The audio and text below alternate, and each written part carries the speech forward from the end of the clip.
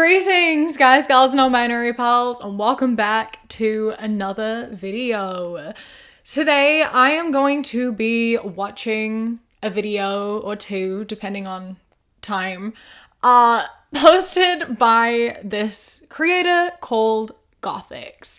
Now, I had never heard of her before, but I asked on Patreon a little while back what people wanted to see from me, and Jessica recommended this video to me, so thank you, Jessica. I appreciate you, but also you've caused me suffering, and so I'm going to inflict said suffering upon all of you because, oh my good god, did these videos get me freaking riled up. Woohoo! We're gonna be watching a couple of those. I always want to watch multiple, but I always get too carried away and we only ever watch one. So we'll see where the wind blows and where we end up. But yeah, so massive thank you to today's patron of the day, Jessica, for suggesting this video. I appreciate it. I hope you enjoy the video, and if anyone would like to become a patron, you can go to patreon.com/savvycat. It starts as little as £1 a month, and if you want to hear more about it, then stick around until the end. If you don't know who gothix is, she's conservative. She calls herself unlabeled, but she is conservative. And she makes like political commentary videos. She has a lot of talking points that are so completely just like, what are you talking about? But she says everything with such like overconfidence, and it's like, it's a lot. It's a lot. And she tries to cover all of it up with like a you do you, I don't judge, like you can do what you want, I don't care, but then says like the most hateful shit, you know? Like she says the most ignorant stuff and then is like, but I don't actually really care that much. Like, today, the video I want to focus on is one called Don't Fall for the Diversity Scam. And I feel like from the title alone, you know that this is going to be one of those videos.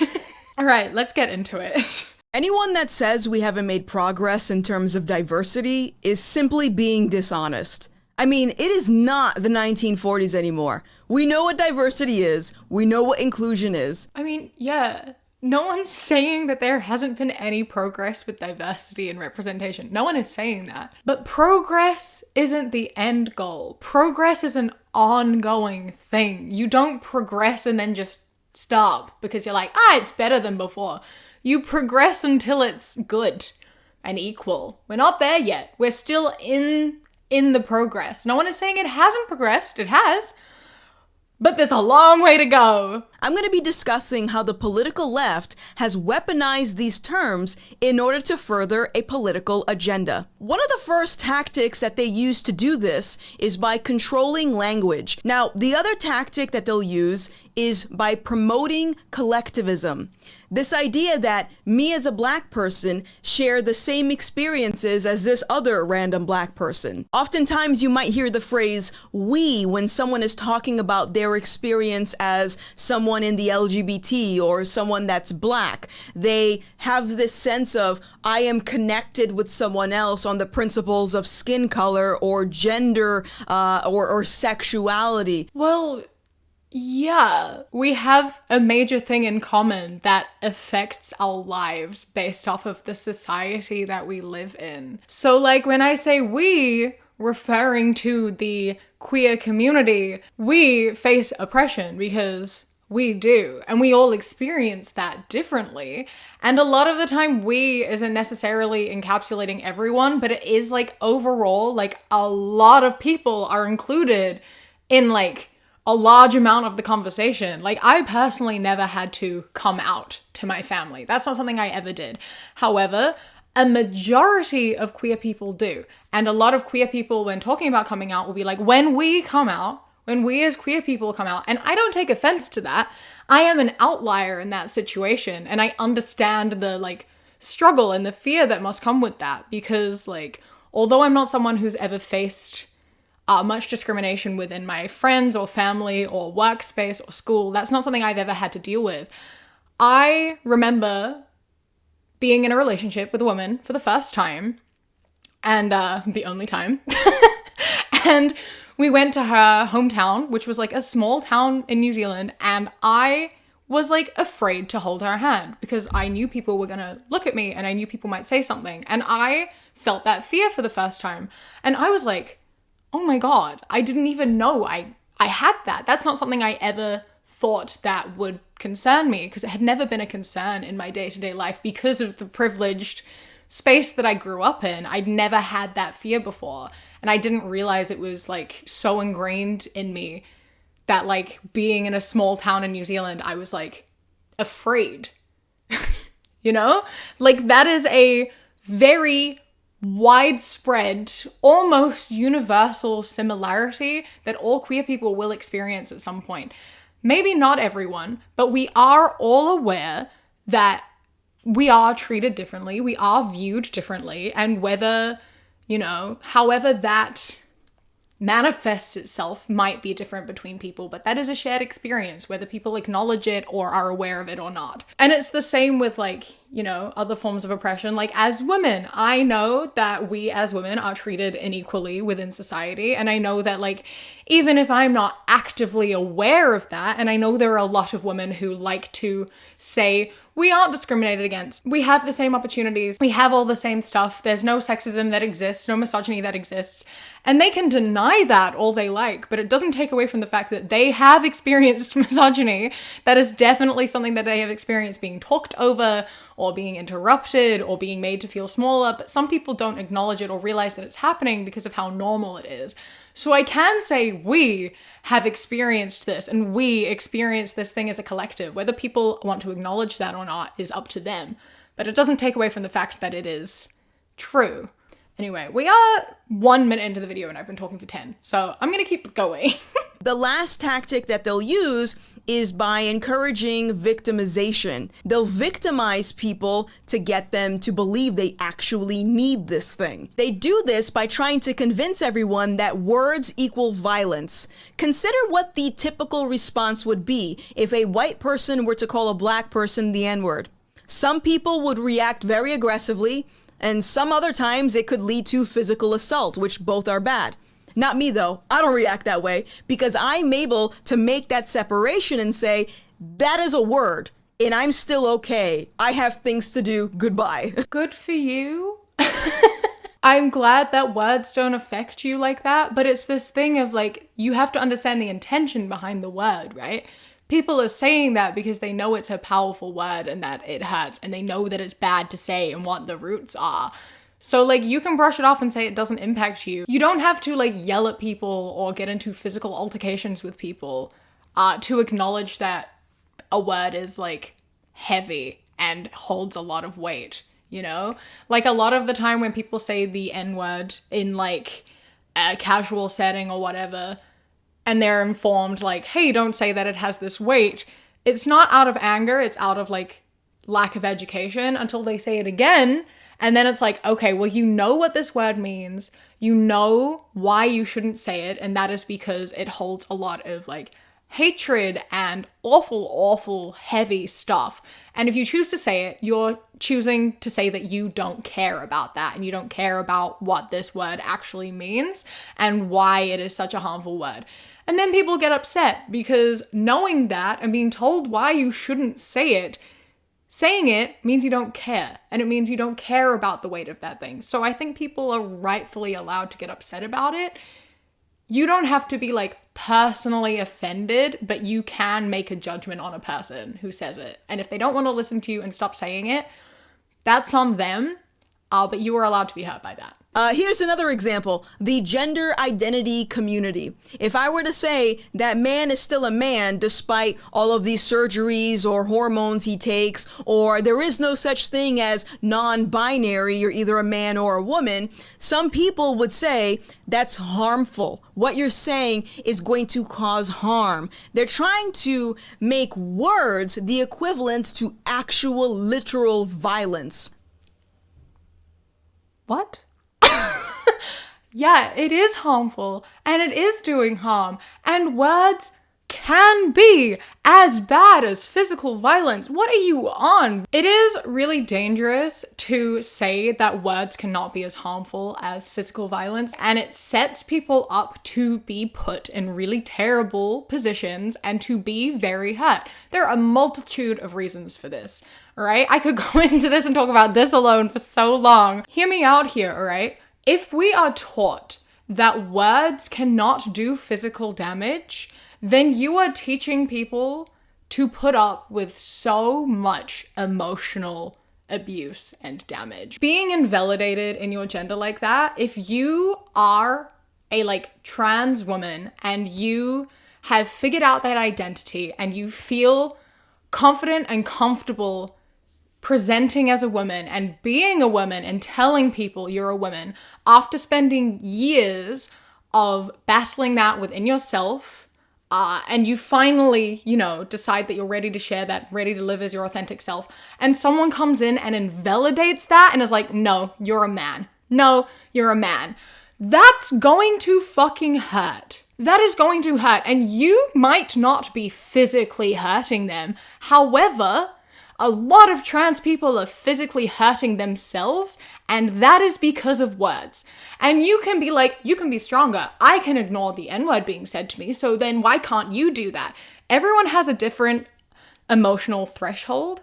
Everybody experiences life differently and feels things differently.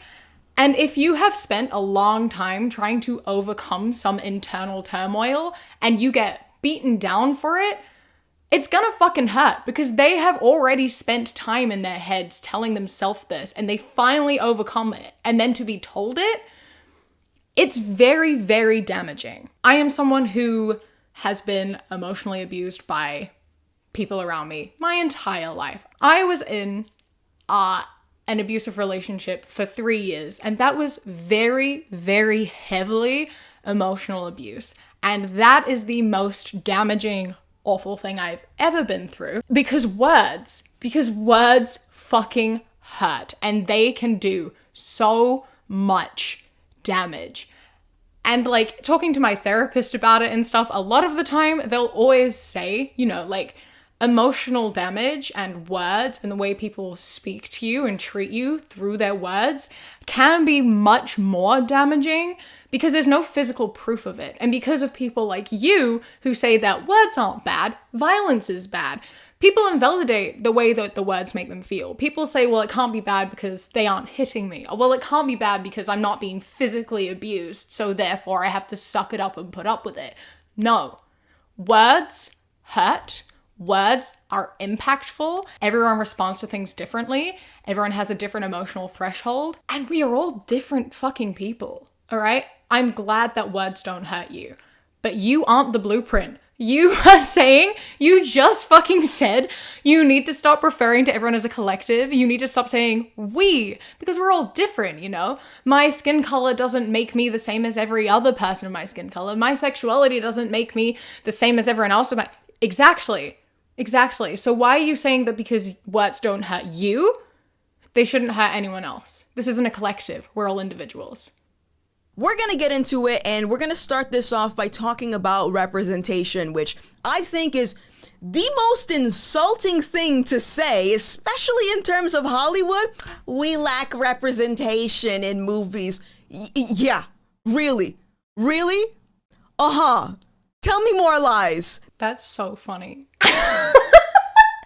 We lack representation in Hollywood. All right, let me Google black actors and you'll see that they exist. That's a terrible way to prove your point. Oh my God. Okay, that's not the way to do it. And clearly you know that, or you would have, done it the appropriate way, which would be Google movies and TV shows and look at the main cast of all of them. And then compare how many have all white, all men cast, or majority, very heavy majority men and white and straight versus everything else. Because you will very much find there is still a massive, massive difference. Yeah, all right, we have a token black character, a token gay character, a token Asian character, etc. in more films. But but it's still a large minority. There are still so many films that are entirely cis-het men. I went to the Black Panther movie last week, and there was an ad for a movie. I don't remember what movie it was, because I have no interest in it at all. There was an ad for a new action movie coming out. There was not a single woman in the entire trailer. I think at the very end, there was one woman in a fight scene. The entire trailer, all men. So yeah, representation's looking really good, because find me a movie where it's all women. Find me one. And then find me another. Because this is still like a majority of films. You look at like the Avengers, they're all men, and then they have like one woman, and she fucking died. Like, they killed off their only woman. There's still no fucking representation. I don't know what you're talking about. Yes, it's better. Black actors exist now. But where's the queer representation? The trans representation? The women of color? Yes, they exist. Thank you for noticing. But they are still in the vast minority, and very, very rarely are they the main protagonist. And when women are the main protagonists, very rarely is it not like a love story. And there are a few obvious problems with that statement anyway. The first is that when you go into a room and all you see are white people, and you assume, oh, this company is racist because they don't have enough black people, or they don't have any black people working for this company, you have to ask yourself, how many black people or gay people or women, or I don't even know, because lately women have been getting the shit end of the stick. Okay, so at least you're acknowledging misogyny exists, but then like, surely you can acknowledge the other you know what, whatever, let's...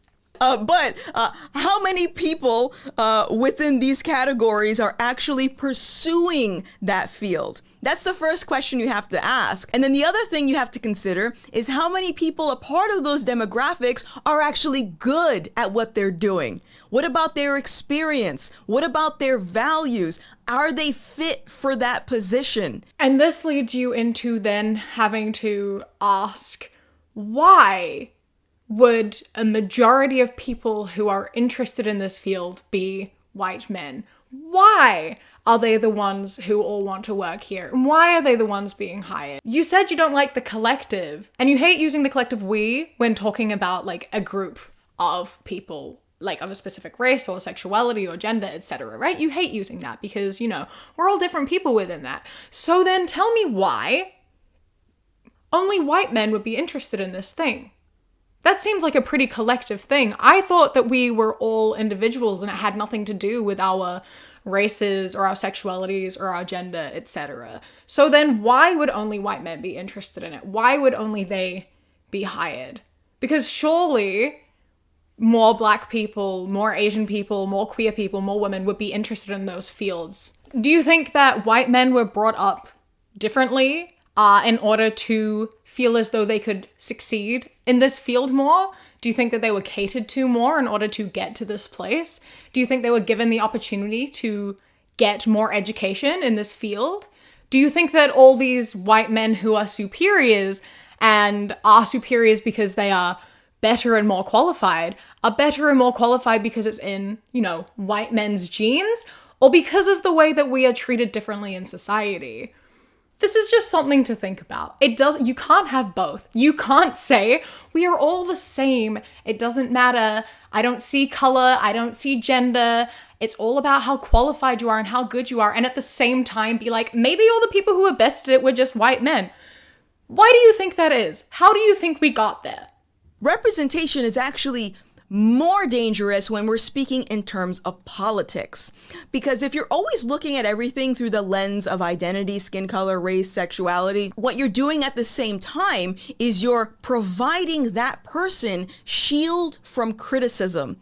You know, I always talk about how I got my marching orders because my brain was just programmed as a black person to vote for someone that looked like me. So I went to the voting booth and I voted for this guy just because he had my skin color. I didn't know anything about his policies or his values. But then that surely explains that you clearly felt like you wanted that representation.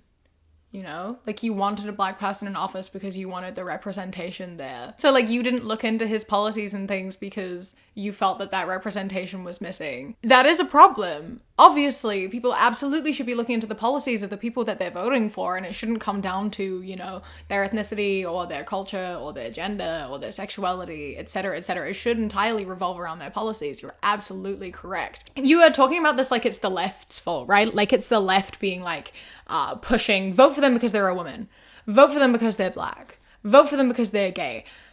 But like, I don't know if you're aware of this, but you do realize and remember that the candidate the left wanted for president was Bernie Sanders, right? Like a cis-het white man. That was the favorite of the like far left. Not Hillary, the woman. No one was voting for Hillary because she was a woman.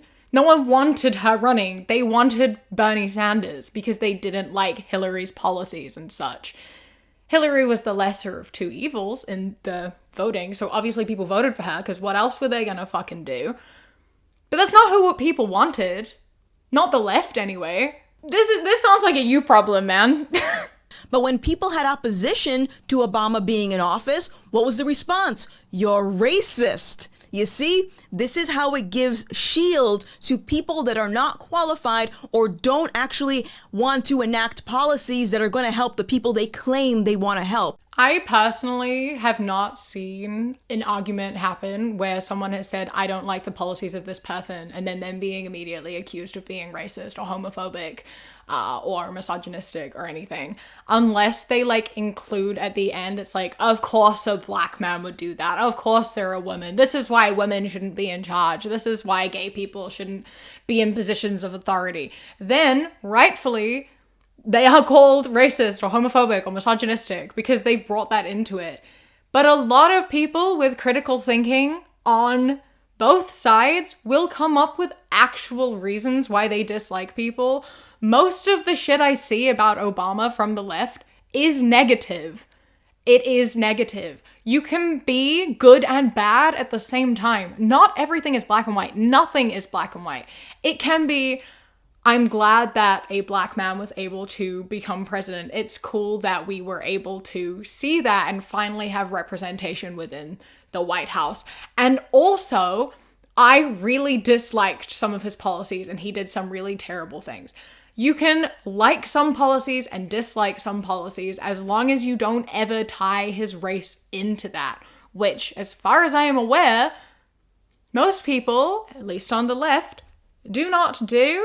Yeah, so I don't know, I was a child when that happened and I also was not in the US, so I don't fucking know. But based on what happens now and the way I see people talk about it now, that's what I can say. So now we're going to talk about diversity and inclusion. This is actually a job role that over the last couple of years has been booming right now. So many positions are being created for people to go into corporate America and educate the employees on diversity and inclusion as if they just woke up one day, I think I'm racist today. I think I'm homophobic today. So you have to ask yourself, in 2022, where is this need for wanting to educate everyone on diversity and inclusion because we already know what's up? Again, good for you. I already know what all of this is. I know what inclusion is. I know what diversity is. I know what all of this stuff is. I know all these words. I know all of this. Some people don't. You aren't everyone. Why are you using the collective we? You started this video off by being like, don't talk about all people like we're the same. Don't talk about it like we have the same experiences and the same knowledge, blah, blah, blah. And then this entire video, you've been just talking about it as though the entire world experiences the same things as you. Not everybody knows. Not everybody knows why it's important. Not everybody knows what it means. Not everyone is aware of their unconscious biases. Not everyone is aware of those things, especially people who are older. It's important because not everyone is educated. The reason that they're introducing diversity and inclusion educators is to push a political agenda that ultimately will help shape society. Essentially, it's social engineering. If you make these courses mandatory in order for you to keep your job, some people might end up quitting because they don't want to be subjected to this new education, which I'm going to get into in a second. When people start leaving their job as a result of these courses, what you're also doing is dominating the workforce, dominating corporate America, so that only one line of thinking is able to work in a certain industry, which is extremely dangerous. Well, if people want to leave because they don't want to work with queer people or people of color, etc., good. It's not dangerous to not have racist people at your company. That's not dangerous. It's not dangerous to like not have homophobic people work at your company. The whole point is that it's creating a safe space for everyone, and if people don't want to respect each other, then they shouldn't work there. That's literally the point. Remember the first tactic I talked about earlier in this video? It's encouraging collectiveness. So if you can make everyone think as a collective, me as a black person, I think just like this black person, I'm gonna go out and march in the streets for George Floyd or Breonna Taylor because I somehow think I'm related to them or whatever. You cannot seriously believe that you are separate to that issue.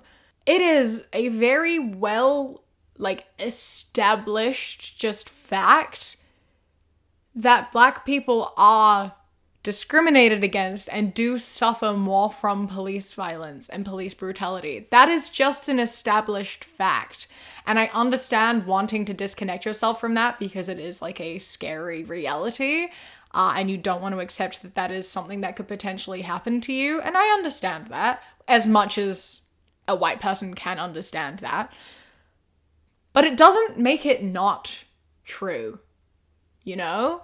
Like, you don't have to know them personally. You don't have to relate to those experiences explicitly in order to understand that that is a reality and it is something that does happen. It's not even about the fact that, like, you know, you personally have experienced police brutality or you have the potential to experience police brutality. It is about acknowledging the fact that racism does exist and you are affected by that in some way or another. And because of that, you are connected to other black people in that sense. It doesn't mean you aren't connected to white people and Asian people and indigenous people, etc. You are connected to everyone.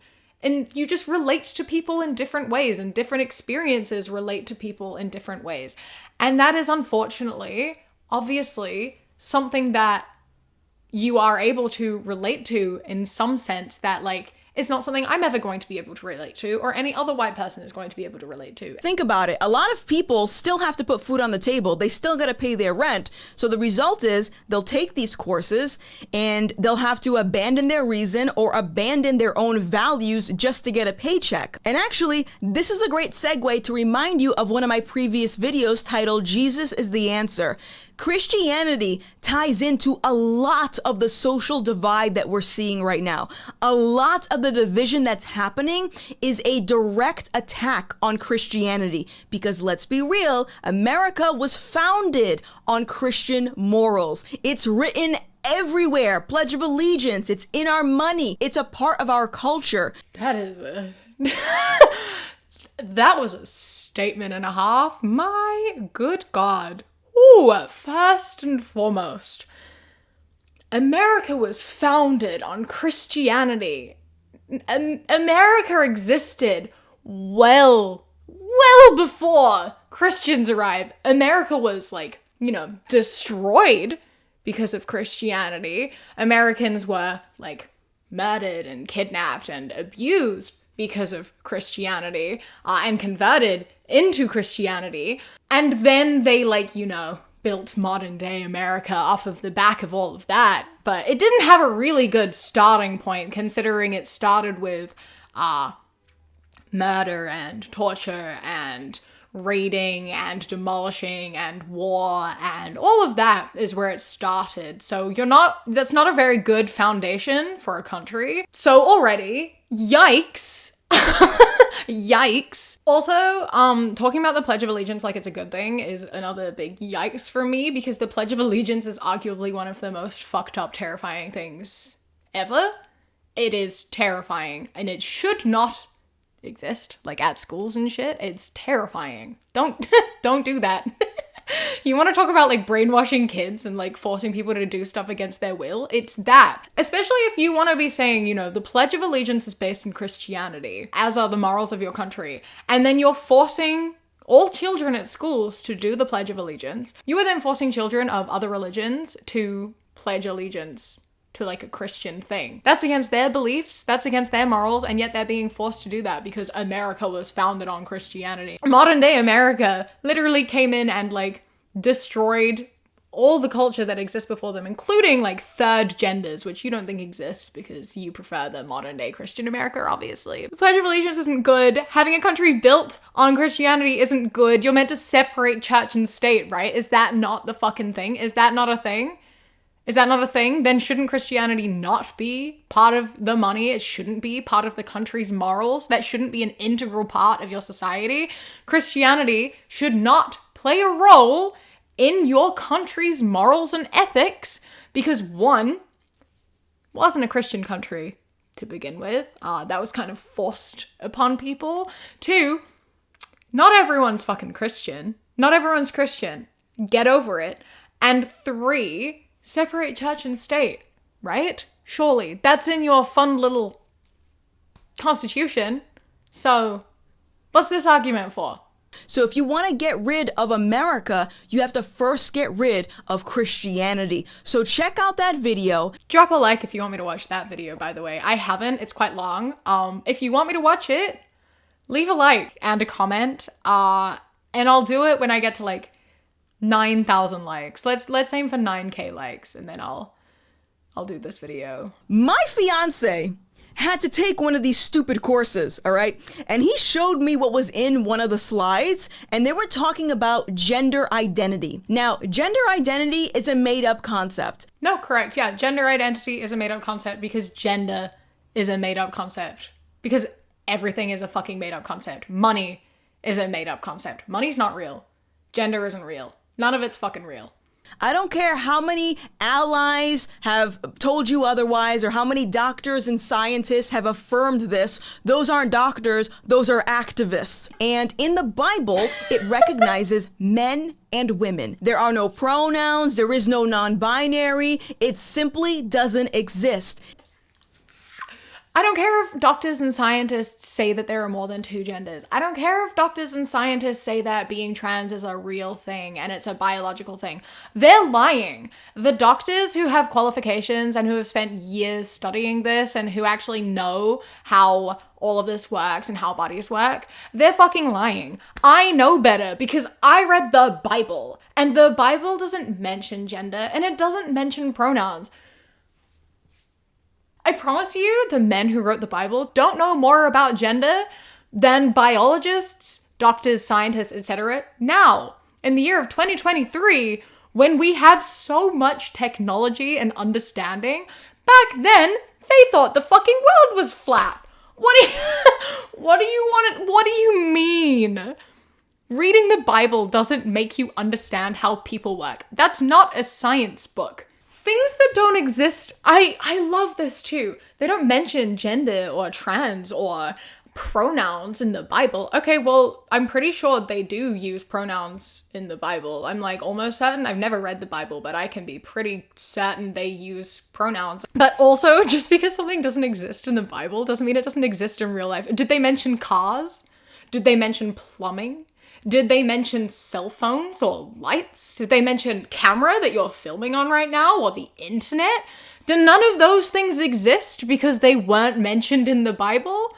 No, of course not. Those are very real. They just weren't mentioned in the Bible because people weren't aware that we could create the technology to make that a thing. People weren't aware of what the future held. They didn't know shit. If you want to live your life in the way that if it's not in the Bible, it doesn't exist, I welcome you to do so. I welcome you to do so because money also didn't exist. Capitalism, that didn't exist. So much, a majority of the shit we have didn't exist. But I welcome you to go try to live your life that way. even stuff that existed at the time maybe wasn't written into the Bible, because this is another reason why, you know, representation and diversity matters. It was written by a man. So obviously they're going to put things in that like benefit men and what they view the world like, right? Like trans people have always existed. Non-binary people or people outside of men and women have always existed, and they're very prevalent among other cultures. And are you going to look into the cultures and the books and the histories of other religions and other cultures? No. Then why do we have to respect yours? Because in so many cultures, being trans is like very important and like very, you know, admired, and it's an important part of their culture, and that is like seen as like a magical thing.